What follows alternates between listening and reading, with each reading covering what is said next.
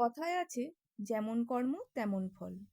কিন্তু এই কলিযুগে অনেক সময় দেখছি খারাপ কর্ম ভালো ফল, তবে এটা অবশ্যই আপেক্ষিক।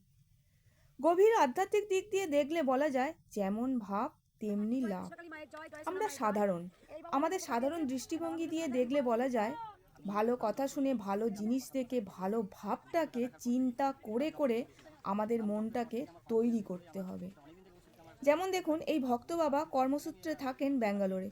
শুধুমাত্র ইউটিউবে কৃষ্ণকালী মায়ের ভিডিও দেখেই মনের মধ্যে অটুট বিশ্বাস নিয়ে মায়ের মন্ত্র জপ করেই 5 দিনের মধ্যেই সমস্যার সমাধান।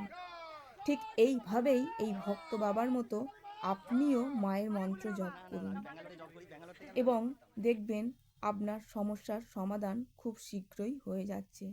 মায়ের মন্ত্র যদি জানা না থাকে তাহলে শুনুন, জয় কৃষ্ণ কালী মায়ের জয়, এটিই হলো মন্ত্র।